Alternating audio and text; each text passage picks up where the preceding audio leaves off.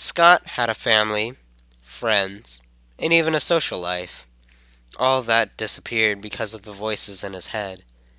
He now lives in solitude in his apartment, and it's been a year since he saw his family and friends. Nothing can save him now. It started when he was young.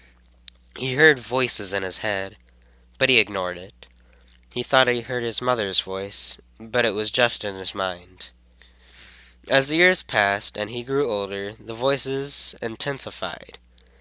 The voices grew worse until it was at the point where he had to yell, "Shut up!" His mother was scared, and so was his brother, Ian. They took him to a hospital, and the doctor said he was fine. The voices then started to yell, "Let me out!" The voices didn't stop, however. Scott locked himself in his room, crying. The voices kept commanding him to kill everything in sight and kill the thing he loved most. That thing Scott loved the most was his brother, Ian.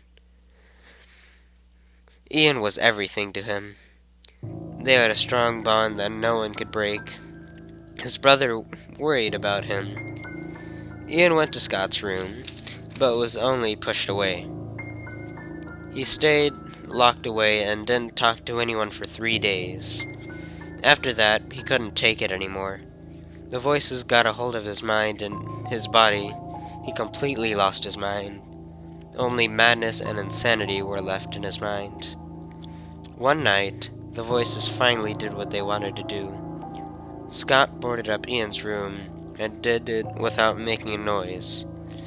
He grabbed an axe and went to his parents' room. He opened the door slowly and walked up to his father. He chopped off his head and blood sprayed everywhere. It got onto his mother's face, which woke her up. She saw the head, the body, the blood, and her son covered in blood. She screamed and started to cry. The screaming woke up his brother. Ian tried to open the door, but it was barricaded. Scott slowly walked up to his mother. He saw the fear in his mother. He swung the axe into his mother's stomach. Blood and her lungs fell out. The axe was covered in blood. He grabbed a knife from the kitchen. He walked to his brother's door. He stood there, motionless. The voices then said, "What are you doing?"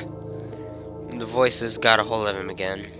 He removed the debris and opened the door. Ian looked at him. He was covered in blood. His brother was shocked and asked many questions. Scott stood silent. He walked up to his brother and stabbed him multiple times in the chest. After he was done with that, he dropped the knife, and the memories of him and his brothers flashed in his mind. He began to cry and locked himself up. He stayed there until he was completely insane. No one went to the house. The voices never went away and continued to yell in his head. Scott just stared at the axe and the knife that he used to kill his family.